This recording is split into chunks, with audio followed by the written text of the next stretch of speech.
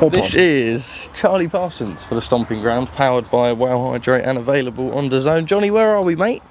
We're in the Farmer's Dog pub in the Cotswolds. It's similar sort of vibe to Steinstow, the Clarkson Wolds. Padstein. Steinstow. We're in the Clarkson Wolds right now. But it's been good to see it. We've ticked it off. We've been to the farm shop. We've been to the Farmer's Dog, but we will be heading back to Burford to go to the Angel and the Ball Hotel. So looking forward to that. Can we get a brutally honest review? There's no such thing as a brutally honest review because there's people here enjoying their days out. But yeah, it is one of them. It's the tourist place, but sometimes it's nice to visit a very touristic place. This sort of area is more of just a seating area rather than a beer garden. It's a field with some benches in it. But it's still good to come and see. People are having a good time, enjoying the sunshine. It's a 6 weeks holidays. And yeah, it's good what Jeremy Clarkson's doing in terms of bringing a bit of buzz to the local economy of the Cotswolds. Have you watched Clarkson's Farm? I've never watched it. Have you not? No. Oh. I've been told I need to watch it. Have you watched it, Alex? I did watch This Country in so everyone I'm sat with here has not watched Clarkson's Farm. Seen This Country? No, I haven't. Oh my god. I re-watched it before coming here. It's all filmed in Northleach. It's round. That's where we play paddle. Yeah, one of my dogs, one of our old Labradors, is from Northleach. Webby, what's that little petrol station? You know when we go down to the abandoned one. Yeah. Do you know the abandoned petrol station no, off? Oh. This country is amazing. So yeah, give it a watch. I need to watch This Country. How's life? Life is good. We're here in the Cotswolds. We're breathing. We're healthy. We played paddle, so we're in a great frame of mind. Yeah, your paddle ability could do with a little kick up the arse. I'm the worst of the Fisher clan, really, out of Henry and William. And John. John's better than you, He's mate. pretty good. Anything in Big John's radius, gravitational pull brings the ball towards him. The Jupiter of He did paddle. get drop shotted. Yeah, if you put it a centimetre each side of him, you ain't getting near that, Big John. You've now linked up with Mr. Tony Sims. Yep. Excited? Very excited. Obviously, a great trainer.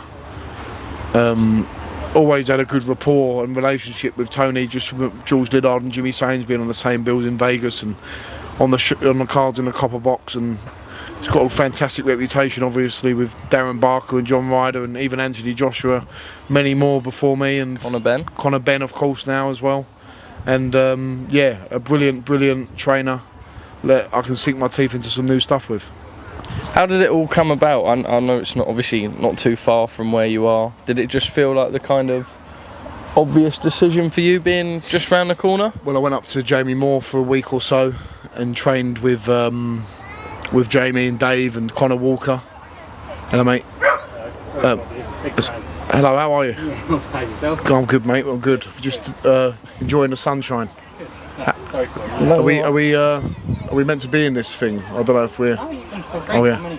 That's all right. Do your video and that's it. Come and sit if you want. You're more than welcome. Yeah. Come and sit while we do this. You can watch. Tony Sims. Yeah. I sort of went up to Dave and Jamie Moore for a bit. Trained with all them guys. Really good. Had a great feeling up there. Got huge respect for Jamie Moore as a coach, but it just felt a natural fit being with Tony. It just gelled really well. He sort of wants to play to the strengths of what got me good in the first place. I'm aggressive, yes. I'm raw, of course, but I've got aggressive and instinctively attacking characteristics, and it's about making them better rather than trying to change too much of what I already am. Obviously, you've always been good friends with Mark Tibbs and everything. Was it an amicable split on your end? Of course. Mark, I've always got a deep soft spot in my heart for Mark, and Jimmy Tibbs, of course, as well. We've had a brilliant 5 years working together. Think about the Southern Area title fight. I think about boxing in Vegas, the Babbage win, even the fight in Saudi. It's great memories, and I owe a lot to Mark and Jimmy, the work they put in. But I felt like after my last fight, if I want to continue in this game, this sport of boxing, I need to have a fresh start. I need to reinvigorate, and I need to do something new. And I would be doing myself a disservice if I didn't open my eyes a little bit to something new in that sense. How was Mark with everything? All good? Yeah, very good. When I spoke to Mark, he said that we tried something different in the fight. We all agreed it wasn't Mark's game plan, it wasn't mine, it was something that was mutually agreed by us all. And we tried something different after the closeness of the first fight, and it didn't pay off. We probably, in a sense, tried something too different to what I am, and I paid the price. But that's the nature of the game we're in.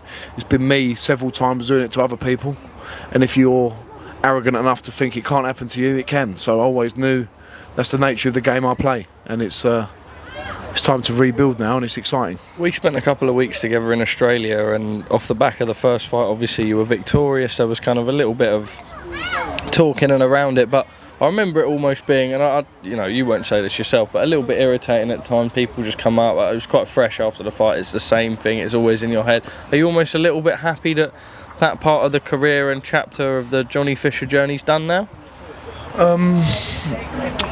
When I watched the fight back before we went to Australia, I was content because I thought that I won the fight, honestly. I can see an argument for one round the other way, and I can see an argument for a draw. I don't have any contention with that, and people coming up to me in the street talking about it, that's a good thing, because they're people that are interested in my career. The thing that irritates you is when people talk about it as if it's a robbery or a disastrous decision, and then in the next breath say that it's a one round split. Like, that doesn't make any sense to me. But in a way, yeah, it's all, for want of a better word, it's all a load of bollocks. I was in a boxing match, but the first one was close, and the second one I got knocked out. So what? That's my job. My job is to go in there and deliver entertainment for people, and I'll do it again and again until it's time for me and the people around me to tell me it's not time to do it again. But as a 26-year-old man, fresh in my career, only 24 fights, amateur and pro, there's a lot more for me to give to this game, and a lot more of me giving to this game might be winning a British title at the end as the pinnacle. I could go on further, I could do less, but there's plenty more appetite for me to keep going, and while I've got that, I'm going to keep doing it. Do you kind of, how did you deal with the loss and everything? Was it, it's a new experience, right? Is there almost like a chip off your shoulder now where you kind of lost the O, but you're not too worried about necessarily saving the O? It's heavyweight boxing, very little fighters always have that O on their record. I mean, how did you deal and process all the emotions that come with it? Oh, listen, the days after the fight, you're obviously gutted. There's no escaping that. You've got to be honest. You want to win, but you measure a man by what he's like when he has lost and it's gone wrong. And now I've got to pick myself up. I can't just be one of these fighters, it goes my way, win, win, win. When something goes wrong, I'm just going to walk away. What I think I've shown to people with taking the rematches, I could have scooted around and I could have faced someone else. I could have taken an international route, but I went straight back in there.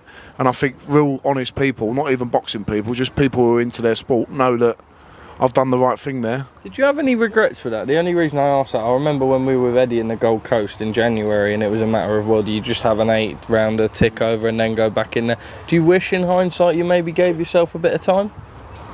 No. No? Honestly, no. Because that was the right thing to do. It was a close fight. It was a close decision. It could have gone either way. And would I be the man that I try and be if I went and said, actually, I'm just going to scoot around this and have an 8-rounder abroad? That's not the way that I roll. And if it means that I have to go out on my shield and get knocked out, so be it. That's the game that I play. You don't play boxing. You have to get yourself involved. And I'm very, very lucky. I spoke to Sonny, my strength and conditioner, about this. Would I trade the 13 wins that I had if it meant that I didn't get knocked out at the end? And absolutely not.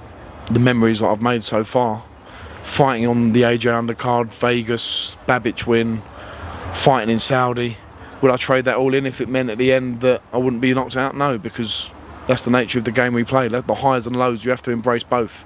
And the highs are the best feeling in the world, and the lows are awful. But I know that pyramid can be climbed again, because I've still got the appetite to do it, and I've got a new team, and I'm reinvigorated to do it again. You're reinvigorated, you're with... Invigorated. Reinvigorated. That's it, mate. And you're back. Well, I say you're back.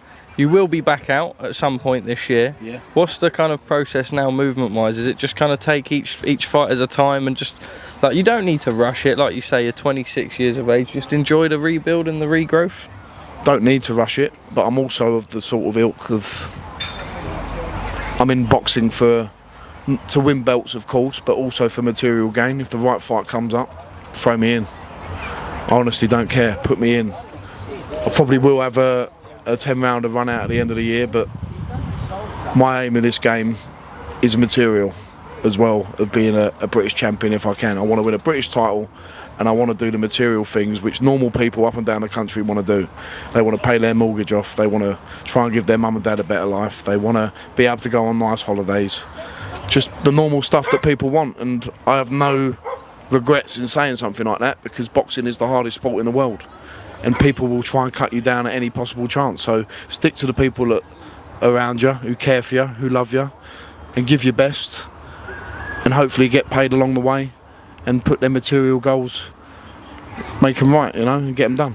Dave Allen against Arsen Makhmudov. Your old man said it's an easy fight for Dave. What do you think? I don't think it's an easy fight, but I do think that Dave's got the beating of someone like Makhmudov. I know Dave is not on the level of a Caballero, or he probably is closer to the level of a Guido Vianello. They've both dealt with Makhmudov, but it's a good name. Someone whose feet are quite slow, but he's big and strong. He'll give Dave something to think about, but I think Dave's a bit too clever for someone like him as well. We must also say, and this is no discredit to Dave, because out of all the opponents they would have given him, it is the hardest one. He's selling out Sheffield Arena. Good on him. It's a great story. As you know, he's a good bloke as well. Just because he looks scary and wrestles bears in Russia doesn't necessarily make him a world beater of a boxer, right? Well, it's a boxing match, isn't it? But they're doing what has to be done. I've been in a position where you're selling fights as well, and it is still a risk to fight a big man like Makhmudov. I mean, he's 6'8", isn't he? Big old unit. And it's going to be a tough test no matter what, because it's a big man in front of you. But yeah, I agree that Dave has got the beating of someone like Makhmudov, and I think Dave on form is a tough night's work for anyone. And he's been in fights with people such as David Price, such as Dillian White, such as Tony Yoka, such as Luis Ortiz, and he's given a good account of himself every time. How are the conversations with Edward, John Hearn and Matchroom? Is everything happy? Is it all still happy families? It seems that that's the case. Yeah, well, of course, we've had a good business relationship over the years. I'm happy with where I am with my career, my management, Adam Morley. I've got a good trainer moving forward, and I'm in this game to give myself the best chance to make a living out of it.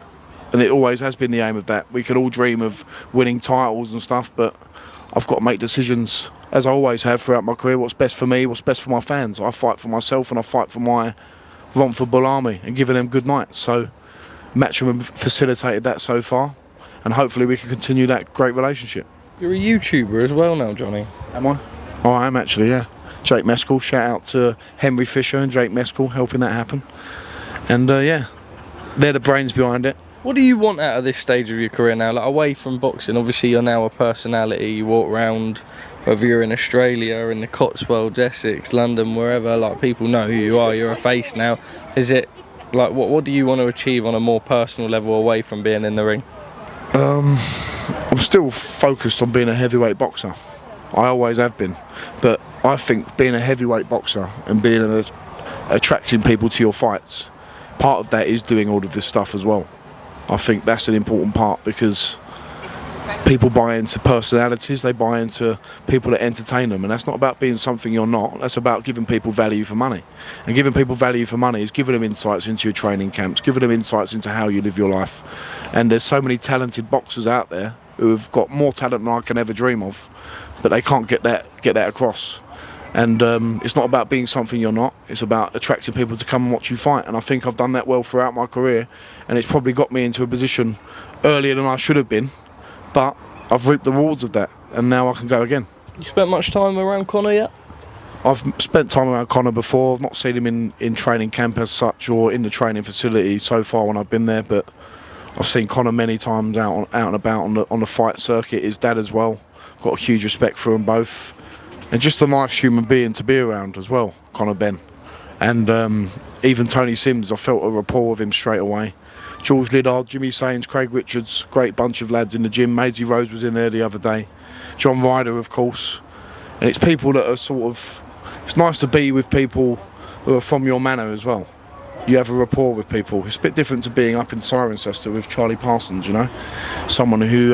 Do we not have a similar rapport, Jonathan? You're a bit more caviar. I'm not as scary. No, you're not. You're a bit more flamboyant in your cuisine and I just dress enjoy sense. paddle and countryside pubs, yeah. mate. Yeah. Mate, if I lived here, I definitely would become a softer version of myself. But them days You're will a big come. softy though. To I be am. honest, Johnny. I'm not having that, mate. No, it's true. You spent enough time with me, yeah. But, what was I going to say? But yeah, I could see myself living here because you're not too far away from London. You can get into London. You're a in little less bit than an closer hour. to Devon and Cornwall. You're a little bit further towards the path to up north. I know you're not there, but the Lake on District the- isn't that too yeah. far away. Bath is only an hour or so away. These are the nice places that I want to be retiring and mowing my lawn and watching Test cricket to, you know? Good on you. How does Conor get on in that rematch with Chris Eubank Jr.? I think Chris Eubank is going to struggle with it. Is the rehydration clause in place? I believe it's the same stipulation. That's a big... I thought the first fight was so close, so I can see an argument for why they gave it to Chris Eubank.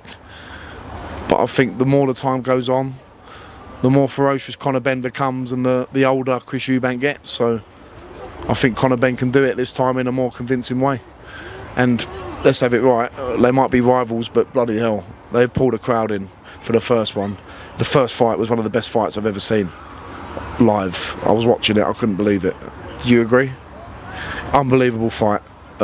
Maybe the best atmosphere I've seen at boxing. Unbelievable. And listen, they might not be the pound for pound champions at their weight, but that's the thing with boxing. It's not always about that. People have tuned in from the dawn of time or gone to watch events, gladiatorial events, because they want to see two men absolutely having a go at each other. And that's something that I've got to get back to as well.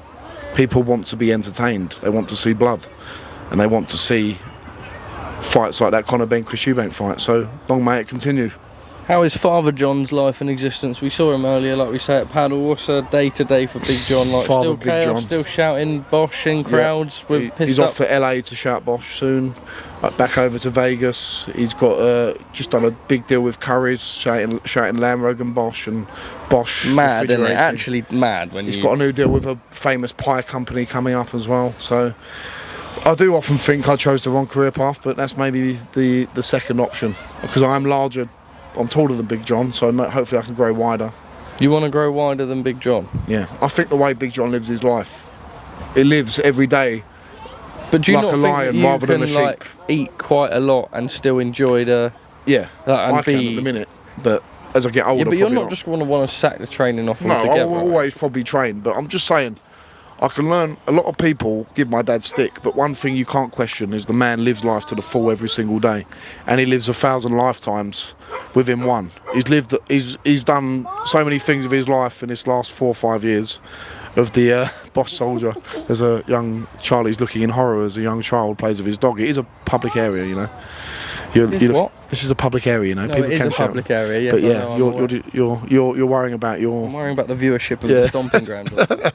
It's typical Alright, mate. professional. But yeah, Big John, he's doing Big John things. What is your final message to the viewers? Enjoy the sunshine, enjoy life, don't stress too much, live in the moment and get things done. And tune into the next fight because the journey back is going to be large and in charge. Bash.